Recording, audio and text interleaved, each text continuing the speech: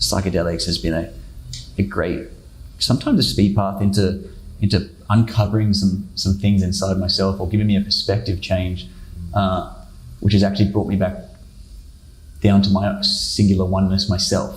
I want to share something with you, or someone that is really, really special and important to me in my life. This is actually an amazing conversation with Ben, one of my absolute best friends, that we really share in this episode how we've become friends, but also when it comes to male friendships. Why is it so important? Why can we suck at it so much? And what is it that we can do to cultivate amazing relationships, amazing friendships that truly nourish us in our life? And you'll see Ben, an amazing human being, an amazing man that's been through so much. And especially when it comes to personal development, how us live the best lives that we possibly can, how psychedelics have been a big part of both Ben and myself's lives, and how we are able to help each other along those planes as well. We dive into a lot in this episode. I really hope you take so much out of it. Now, if you're joining us on the podcast right now, make sure that you go join us on the Chris Dufey YouTube channel, because you'll see this conversation unfold in person here in my office in Bali, being able to do it on camera. And also, if you haven't left a review, then I would love for you to click on over, just the quick 30 seconds for you to be able to let me know, how is it that you're enjoying the show? What is it that you're getting from this show? And making sure that you leave a review, because that's one of the best ways for us to be able to grow this show together, because I don't sell anything, and I don't really want to sell anything right now, to be perfectly honest. I want to share with you everything that I possibly can and really document my journey as I go through business and life and figuring this stuff out together. So I'm super excited to share with you today one of my absolute best friends in the whole entire world, Ben. We've wanted to record an episode now for a really long time and share this with you. And I was sitting down in the sauna this morning and I was thinking about like the intention behind this conversation. And I think there's a couple of things where, one, I want to share you with the world. I think you're one of the most amazing people ever. But also the friendship that we have is amazing. And I think it's really cool. And like for myself, it's something where I'm like, there is so little expectations in this friendship that we have, and we get together every single week. We have a bro date every single week, and this is where the idea came. Was like, we have these amazing conversations every single week with us working through our life and helping each other, mirroring each other, and then we get to the end of it and we're like, holy crap, that was a really interesting conversation. Like we should have shared that with the world. So I just want to say, Ben, I love you, dude. Love you too, brother. You're an amazing human being, and I feel really privileged to have you as such a good friend of mine. And I want to start with the story of Ben. When you think about your story, because I know you've been peeling this back for a little while now, and like really being able to like articulate it, because it is so incredible. How do you even tell someone what the story of Ben is? How did you go from where you were to where you are today? Yeah.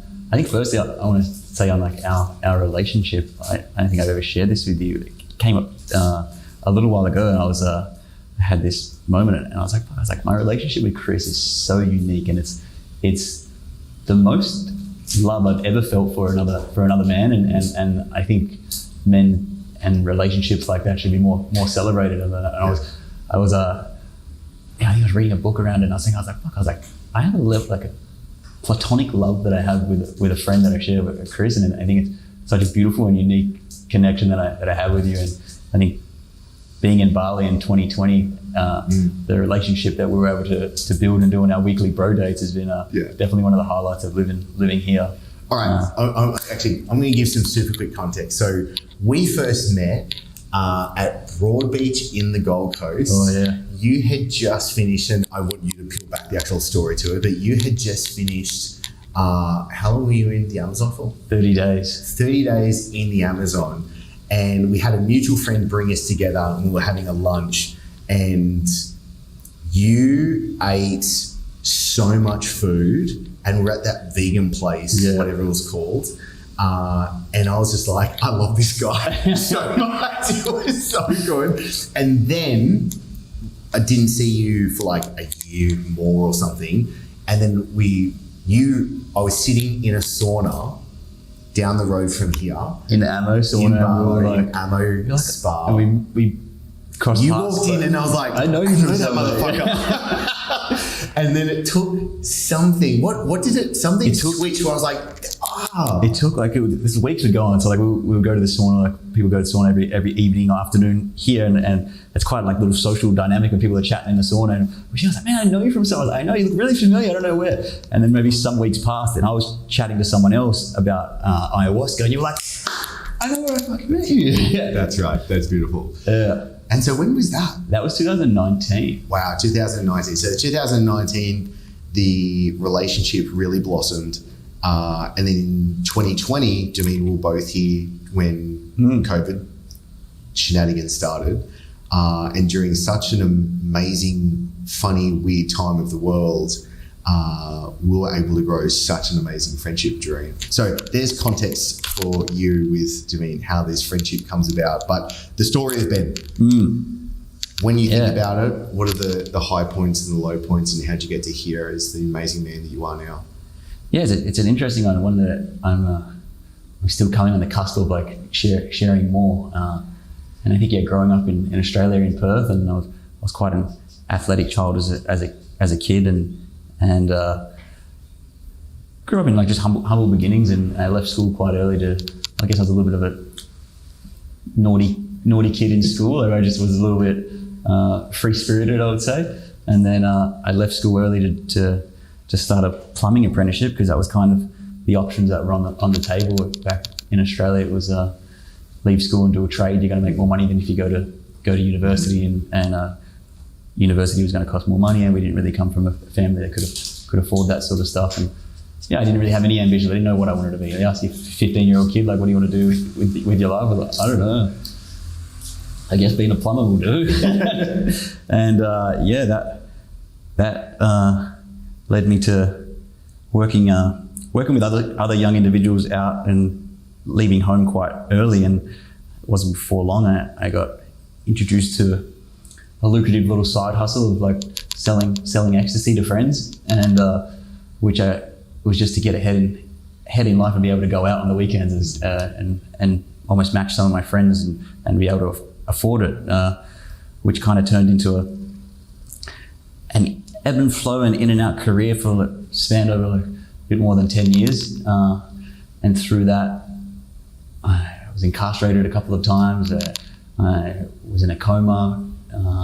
I funded myself on like a lot of personal development and growth. I was always just trying to find more out of life and better myself and be enrolled into that vision. And yeah, that kind of brought me around full circle in my healing journey of going to the Amazon and doing this 30-day data, which I met you just after.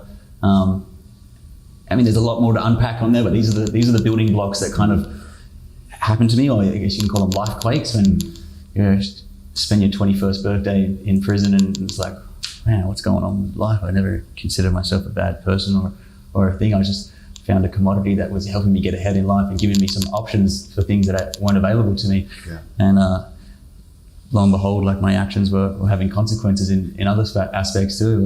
But yeah, it was a deeply transformative place to become a man, I'd say. If you're spending it, I read a poem on this, and like, what a place to become a man, to have your 21st birthday in prison and that type of environment. And yeah, I got to really discover some silver linings in that, because it did cultivate and build me into the person that I am now. And fast forward now to my life in Bali, I'm working on some impact projects. I'm in sustainable farming and forestry.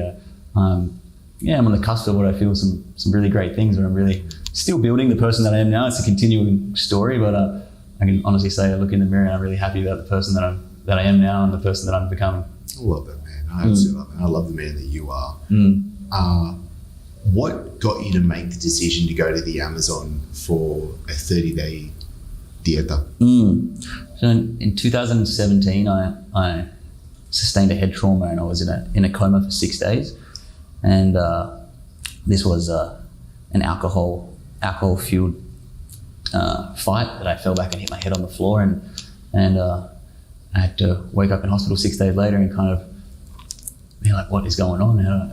Life looked really, really different. I couldn't walk and talk properly in the beginning, and I really had to build my build myself back up. And on that journey of recovery, I started to look into different ways to heal the body. And I got introduced to ayahuasca as plant medicine. And I'd heard about DMT and these experiences before. I was like, I heard it could be a once in a lifetime sort of experience, but I never heard of it in the context of being plant medicine. And at this point, I was struggling with some things psychologically and physically, like my cognitive function and my memory was not there. And I got introduced to this at a personal development course in Byron Bay.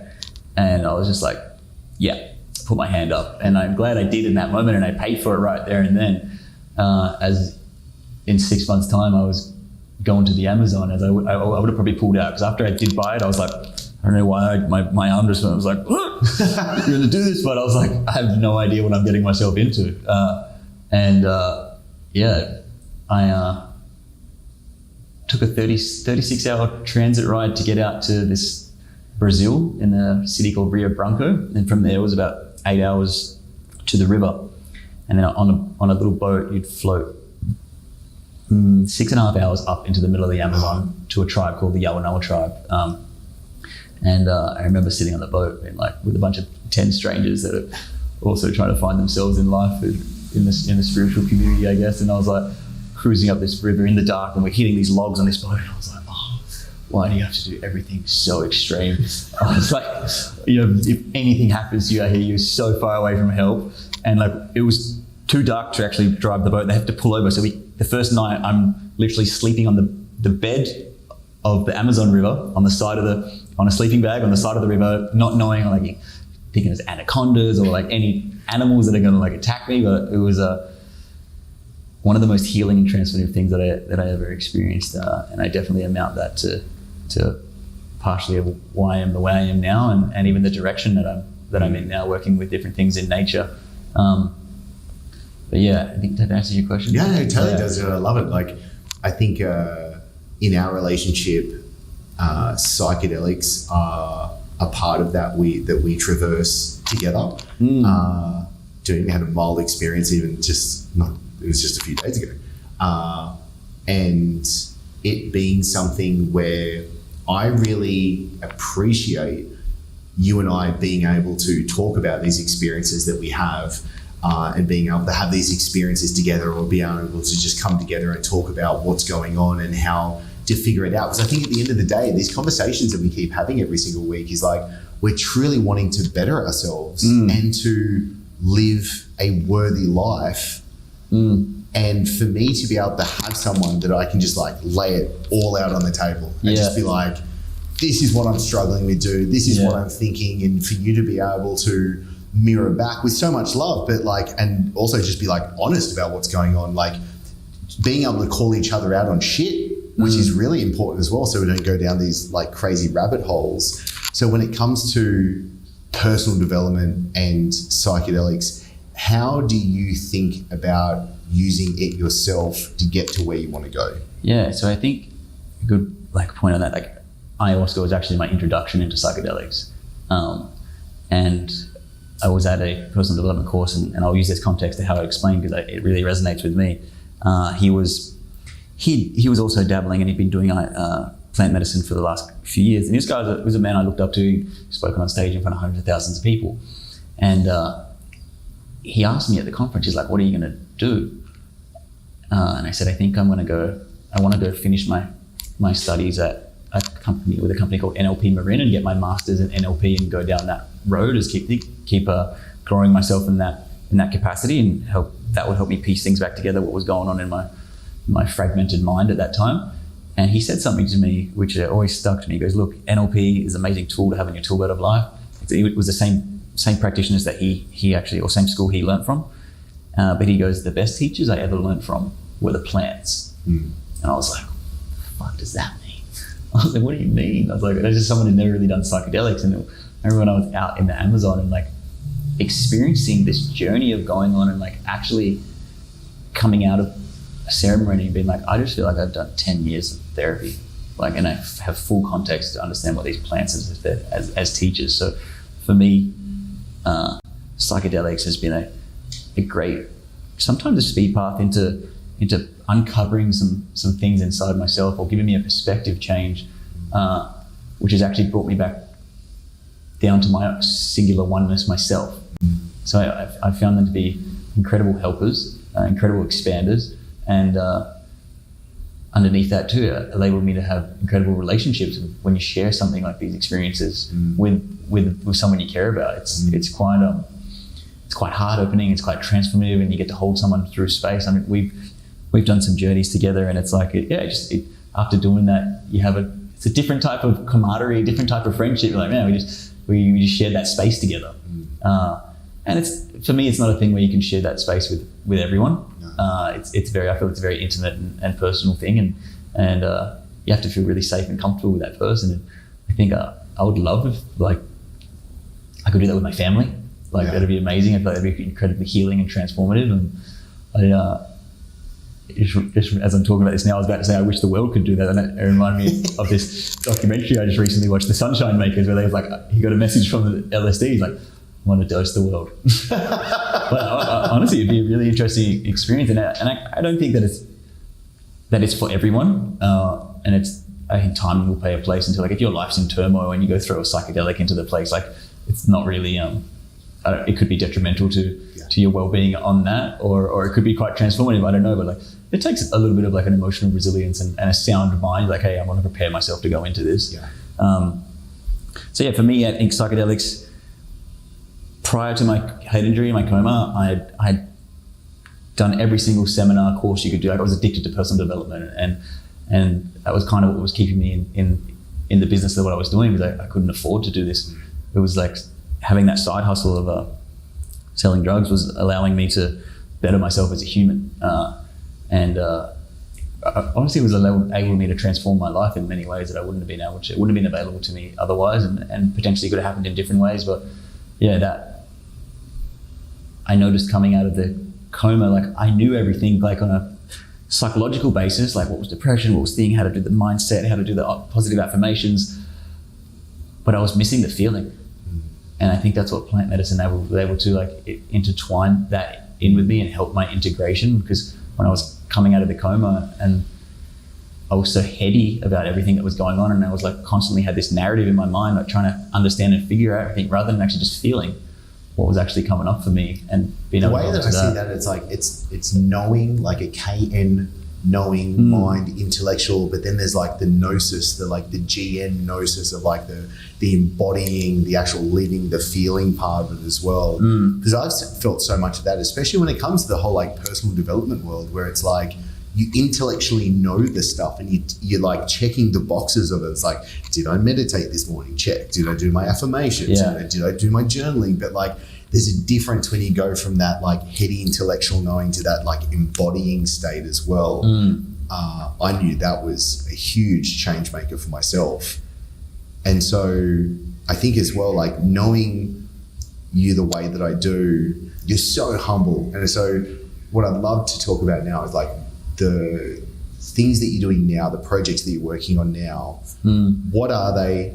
But what drives you to want to do this stuff? Because it was only just a few days ago we were having a discussion. We were talking about, what if we weren't able to receive recognition from the work that we do? Would we truly do the work that we really want to do at the end of the day?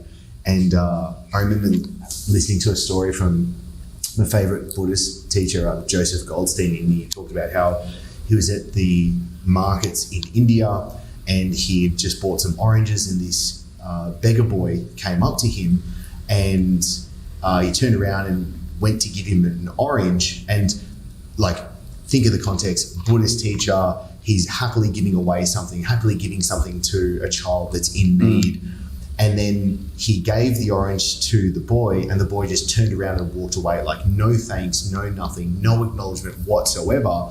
And he saw within him, he was expecting some sort of little acknowledgement, even just a fleeting, little kind of a nod of the head or something. Yeah. And when he didn't get that, he got triggered by it, and he was oh shit, I was looking for recognition from doing something like this. So what is it the work that you're doing now, and what is it that you're wanting to get out of it? Yeah, I think on that it's giving without conditions. Yeah.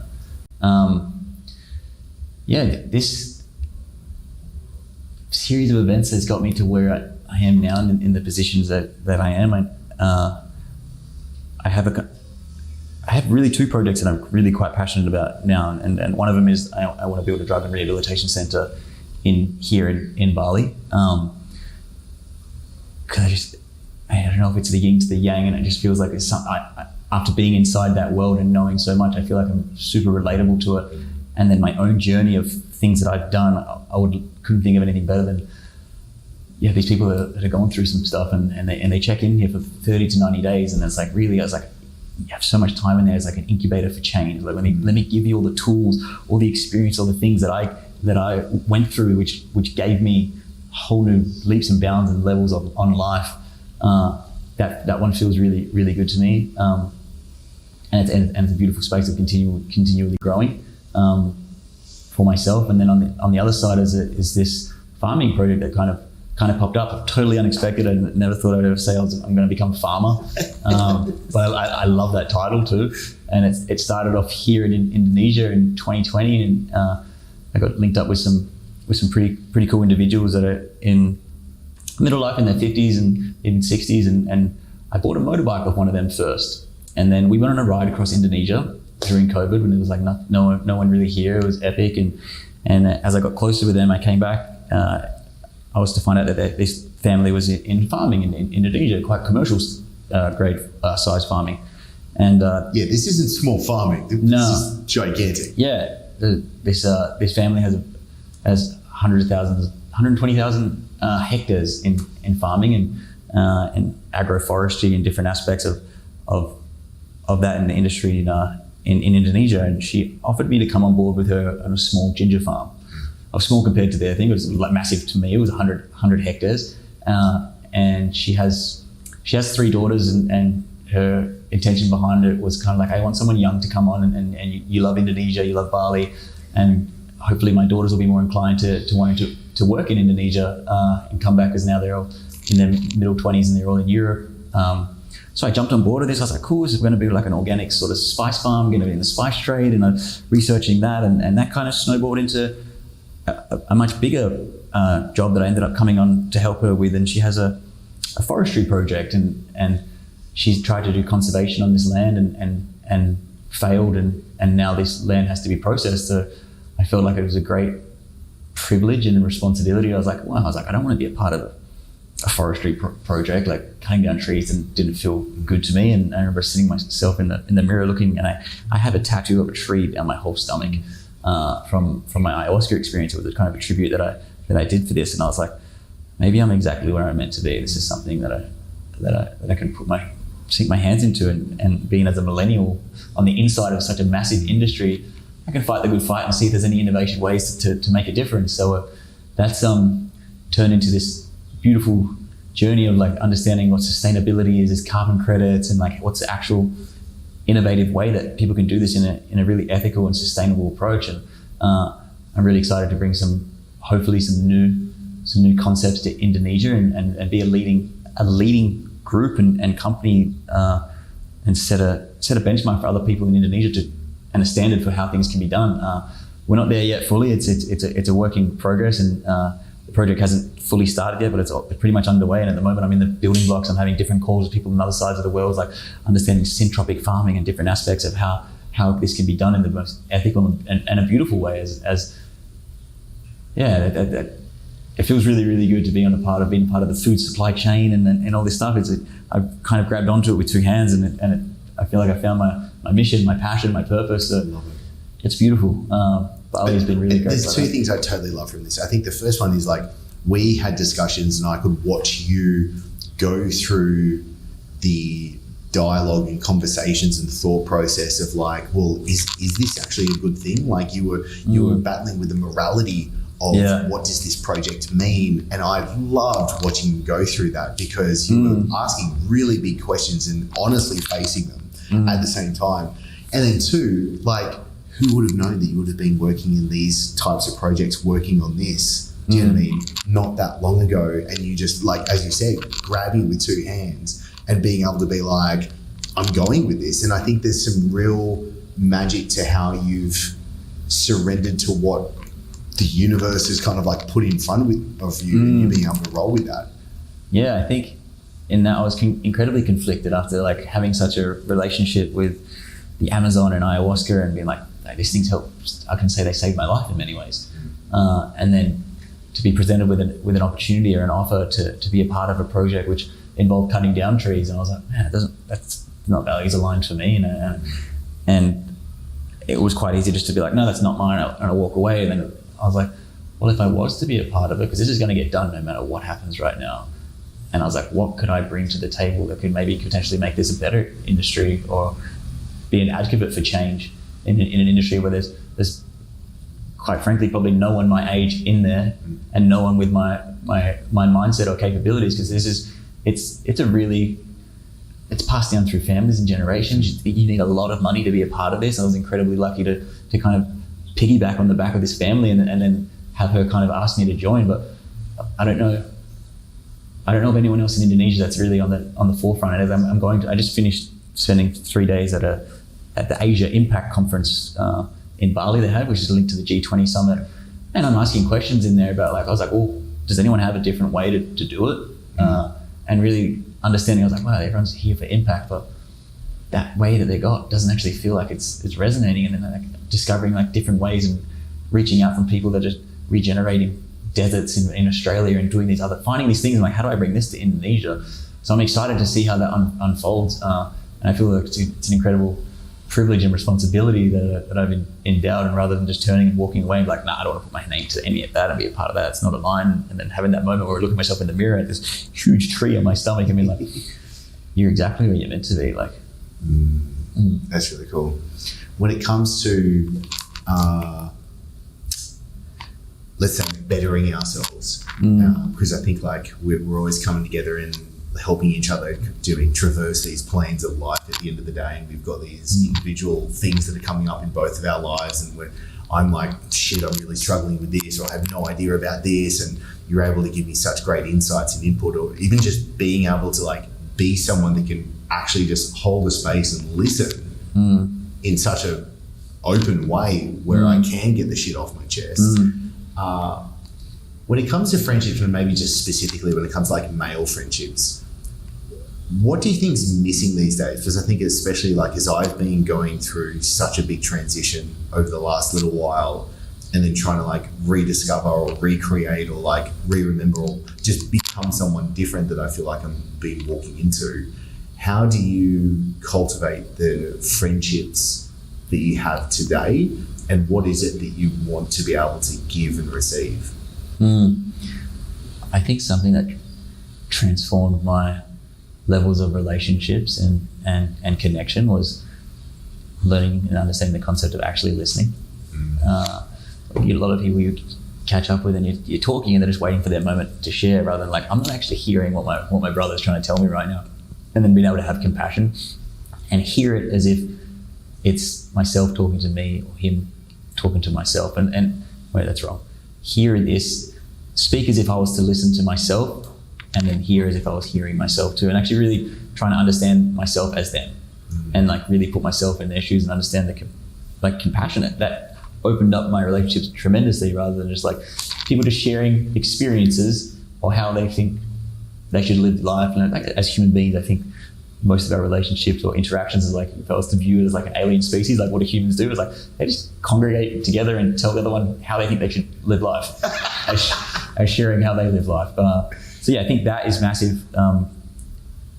For me, has been a game changer, as in like really listening to my friends, and I've had friends say it before. I was like, man, I feel really heard when I speak and communicate with you, and you give me really good feedback.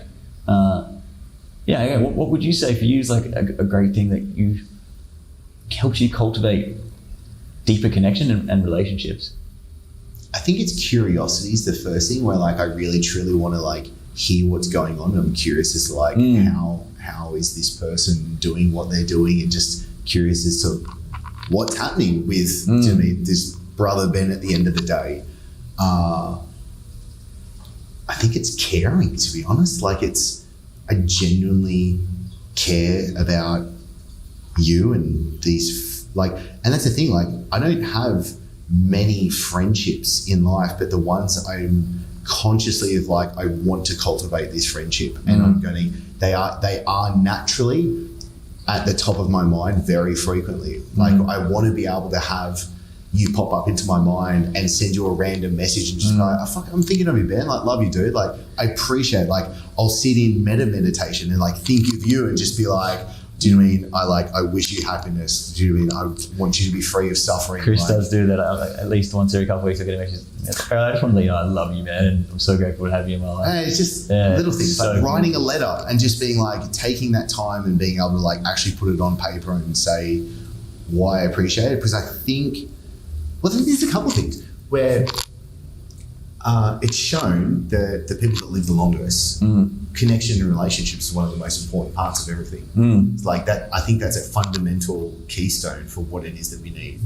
And I think when I boil down life and what brings the truest good feelings, it's this. It's sitting down, having these conversations and caring about another individual, because that gets me out of me. Like there's a quote, it's like, I am less myself the more I think about others. And I think that's a big part of it. When we stop thinking about ourselves and we think about the giving nature and caring for others, it's just, life becomes a lot easier. But for me, I definitely went through a stage of, when I was living in Dubai, and then when I first moved here, it was all about me having to build these businesses and like work on myself and all of that kind of stuff. And I didn't have those relationships. Like when I flew from Sydney to Dubai, I remember sitting on that plane and being very much like, I'm only going to be in the friendships and relationships that I truly want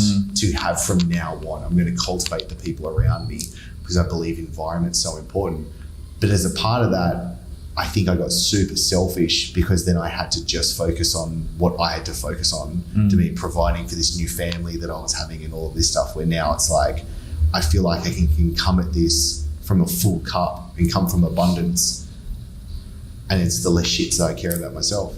Yeah, I think to piggyback on that, like also relationships take effort, and they take like to cultivate connection and build and have relationship. You actually got to be thoughtful and think about those little things. I don't know if you remember this when we first started our bro dates. It was I think we did the life circle before. Yeah. And one of Chris's things was like, man, he's like my social dynamic and friends, and then we like made the commitment like, well, let's change that. Like once a week, let's catch up and let's have a dinner after a sauna. Yeah. And if we didn't do that, we would never have had put in the effort to cultivate the connection that we have. And if you don't have people that you want to be curious about, I'm a big believer. It was like your proximity of your environment. It's like, hey, change it. But get in front of people that you are curious about, that you do want to be friends with, so you can actually level up yourself in that manner as well. Otherwise, like some people might be listening, and I have friends that are, they're friends that I've had for ages, but they don't excite me, but they're just there out as, I wouldn't say it's convenience, but like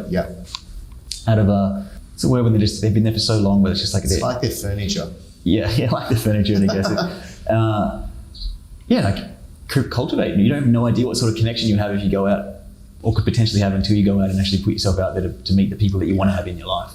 So it definitely takes a little bit of effort in that way to cultivate amazing relationships, as with your intimate one as well. Love. Let's talk about love life, and how this is obviously something that we both help each other with a lot when it comes to it. How do you feel right now with what's happening with love in your life? It's a good question. I feel like I'm really allowing love in on a different level, and love is, for me, has been forever transforming and evolving, and also healing in many ways. When a little bit of context, when I had the coma, I lost the capacity to feel intimacy, and I just didn't really feel myself, and I was almost, I could put it describe it in a sentence, I was living disassociated with myself, in the sense that I was so checked out of feeling that intimacy just wasn't available. And it was a really big journey for me to try and get that back. It was the thing that I was craving the most, and I wanted it, and I was like, why am I having this experience? And It was a big part of my healing. And after, it was also the missing piece too, I could say. Like when I was like, I was like, how'd you go after your coma? I was like, everything's good. I'm like cognitively sweet. Everything's come back. I regained my smell and my taste, but I didn't have love. And then once that was like the last little key that kind of locked in, that it was like, wow, this was the thing that makes me feel more complete. And to operate from that has been I guess it's like the last little bit of growth you needed too as well. Like it's always been in a relationship. It's a great mirror and a catalyst for change and growth. So yeah, to answer that question, love in this moment feels really good. I feel like I'm in a really safe and beautiful relationship, which is really, really nice to be in. And I don't think I've had it on this capacity before. It's beautiful, dude. I'm so happy. And Chris is actually one of my role models, and I said I really love the way that you are with your wife and you have 4 beautiful children, and how you guys have the time and cultivate connection with each other. It's really beautiful, and I think Loz is an amazing woman. I do. I really look up to. And again, it's work, it's effort that must go behind that sort of stuff as well. And I think it's interesting how we've both, like, I know for me, like opening up my heart is just, it's been happening in a different way, but it's still been something I've had to really be conscious of. And that kind of opening up in different areas of my life now, which has been interesting, that it's still clearly unfolding a lot, which I find super difficult as well at the same time. But also it's like this knowing that I have to like let it kind of crack open. So that's been interesting. All right, what's one thing you want to leave the viewer, the listener right now with? Like, what's the thing that you kind of like, this is going to be part 1 of part many. I wanted to use this doing an initial episode to kind of like introduce Ben to the world in this audience right now. Yeah, especially this is like my first podcast, much. actually. This is it. We've popped the cherry. I think piggybacking off, this could be of some value for on love, but I've found it to be the closest thing to trusting in life and in God, in a sense, is like to really love someone is one of the most vulnerable feelings I think I've ever felt. And it's like really taking someone's hand, or even your own hand, and literally jumping off a cliff and hoping you're going to survive. And it can be incredibly challenging, but it's also like when you allow yourself to surrender into that and completely open to no matter what happens, like that's kind of where the alchemy is and the gold. It's like, wow, I never understood like how freeing that could actually be. And even doing it if you can get to a place where you can do it in no attachment, like, and if it doesn't work, it doesn't. But right now, I'm fully disencumbered, and I'm like, I'm all love. I'm completely open. That's I think it's been one of the hardest things to do in love, but actually realizing like that actually is what love is, and that's when you really start to give your all to someone else. So I think that's. Ooh, you gave me some goosebumps on that one. Yeah, and I think like honestly, love is like all there is at the end of it. Like if you chunk down under it, like underneath it is, love is what gets you there. And I think that I just recently got this tattoo, and it, like a big part of my journey was going from the brain injury to the heart, and like going from the head to the heart, and feeling that. Yeah, the embodiment of feeling and love, it really does, quote unquote, I even say heal the world or heal, but it's like it is understanding it in different aspects. Yeah. How if there was someone sitting here and they're like, how do I go from my head to my heart? Like if they're too intellectual, too knowing, they're not feeling, they're not embodying, they know that they're listening to you right now talk about love and opening up, and they're like, I get it, Ben. I agree with you, but I'm struggling there. Is there any kind of like advice or recommendations or experiences that you can share to help? Yeah, I definitely get into a relationship and try to cultivate connection and intimacy, not in the way that I would also almost say like get help, like do some tantra stuff, do like couples counseling, because like it's there isn't a one size fits all thing, I think, and like your journey back to love, I would say, like everyone's and like mine personally, was a journey back to love myself. Because how do I expect anyone to love me when I don't love myself? And like understanding that, but I had to be in relationship, experiencing love for that to become aware of that. Yeah, I guess. I mean, you have a far better resume on love than me with your marriage that you've had for so long. You may have. I think it's just different. And I think that's one of the cool things, like maybe what we haven't even touched upon now, is like we do lead vastly different lives in so many aspects, but yet we can come together so firmly on the threads that do weave together and be able to celebrate the differences at the same time. For me, the love that I have with Lauren, my wife, and she'll probably be here any minute now, is it gets better and better. Like, we made love last night, and I was, at the end of it, I was just like, that was the absolute best ever. Like, it gets better and better. And then then we had a sauna and ice bath this morning together, and we had a coffee after it, and I'm just like, fuck, I just love being around you. Like, this is amazing. And then obviously with my daughters, it's interesting how my love for each of my daughters individually is so strong and so there, and how it is I need to then show up as their father to best support them just being them as well. And then it's like, well, then how do I have this love for my male relationships or any friendships? And then even like in my work, that's been an interesting one, because this, like, the main business that I've been running for a little while now, like, my heart wasn't there. Do you know what I mean? I was in a forcing, not like a magnetism when it came to that stuff. And so it's interesting how it just ebbs and flows in the different parts. Yeah, I think on that question of like how does one love thyself, like what's a good takeaway to even get that? And on that, you can tell, like, when someone's radiating and they're like an attractive energy and person you want to be around, like they're usually like in an essence and an embodiment of love. Like they're loving what they're doing, they're loving who they are at the moment. And I think a great question is something I got from you, and I'm not sure where you got this from, but like, if I really loved myself, would I? And like, I use that all the time, as in like, if I really love myself, would I hang out with that person? Would I go out? Would I eat that food? Would I drink that drink?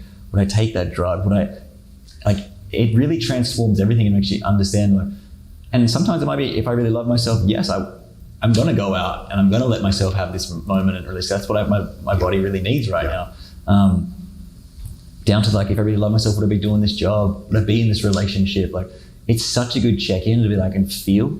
I think that's a gold nugget, I think, for people to start, like, they can change their life in a day-to-day. Like, that really, when you shared that with me, I've shared it with a bunch of people since, and I was like, it's really, it's a really game impactful. changer. It's a game changer. Yeah, absolute game changer. And that's the thing. Like, I find it funny because I started it with my diet.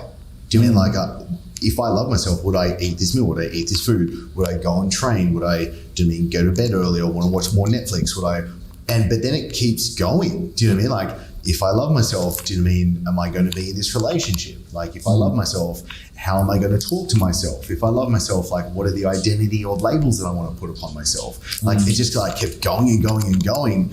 And I really appreciate what you said, because it's not about like this trying to be perfect in the moment. Like, it's not trying to say, for example, if I love myself, would I just like go out and have a night out, doing whatever, eating whatever? Because maybe the answer is yes to that. Do you know what I mean? Like, it's not this kind of like moralistic point of view of trying to be perfect the entire time, but it's like, what is right to you now?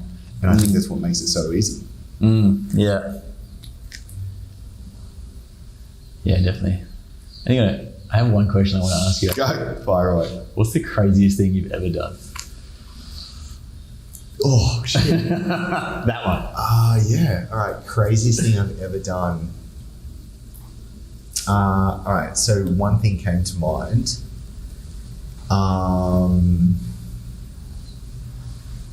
I'll just go with the first thing that came up. It was when I moved from Sydney to Dubai. And for people that don't know, I was a personal trainer. I became a personal trainer when I was 18. I bought my first property when I was 21. I got married to Lauren when we were 25. We then just bought our second property. And so I say that in context of like, I was ticking the boxes of life and I was doing what everyone was saying or what I thought culturally was like, this is what you've got to do to be successful in life. And then very much looking back, I was very much in that like prince stage of manhood in the summer, in the constant like searching and working and masculine pushing and forcing. And then I had an email come through from a guy that I knew and with the opportunity to move to Dubai to start a business there. And I just took it. And then we found out, 3 days before that, we found out that Lauren was pregnant with our first. And then I sold the house, sold the car, gave my clients away, the business away, the whole thing. And I had 3 months to go to Dubai, start the business. I slept on the couch the whole time, flew back to Sydney. Lauren gave birth. We went back to Dubai to start this. And I look back today and I was like, that was crazy. And that was the hardest time. I'm more impressed with how Lauren got through it than I did, because I think I was so like tunnel vision of just like, I've got to make this work. Like I've got to make this work. Like this cannot fail. Like I'll be fucked if this fails. But what Lauren had to do as being a new mum and then being like in the world of trying to traverse those planes and then having a partner, me, as she walks in through the door right now, that was just super tough. That was probably the craziest thing. I think that's one of the craziest things I've done. She's such the other second one, I don't know why, it was actually, so we've talked about psychedelics and drugs a lot in this, was when I did ayahuasca in Mexico and how I just randomly, like, it just, out of nowhere, I was getting in this Mexican taxi with a shaman heading out with just himself and myself and going through that experience. I look back and I go, that was crazy. Like, good chance I should have died somewhere along that path. Like, I should be on some weird story about that. But anyway, I appreciate you asking. That's epic. Yeah. What about yourself? Yeah. A lot, I think. But I have to say, going to the Amazon was definitely up there with felt like one of the craziest things, like off the deep end that I'd done, purely because I'd never done a psychedelic before, and I had a fear. You went from zero to hero pretty damn quick, dude. Yeah. Well, I did do one ceremony before I left, and it was horrible. Like, wow. I was like, that was a lot. I had a really tough and bad experience, and I was like, oh, man, I don't know if I want to be doing this. That was a lot. But I think for that's definitely a PG one that I think was. I'll share that. And on the other note of the courageous thing you did with the opportunity, I always think like some of the scariest things that we do is like we're actually the most rewarding things for our lives. Like moving country, I think, is a massive like leap of faith.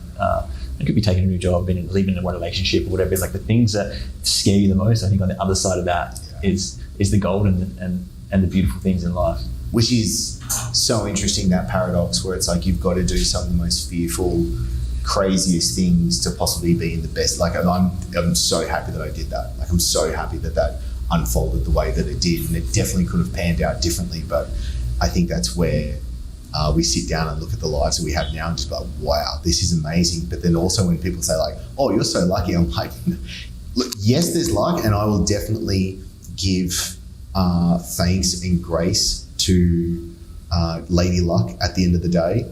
But at the same time, I know that I had to do some crazy shit to get through that. Like sleeping on that couch for that whole time and waking up at 4 a.m. every morning to then get out and get after it.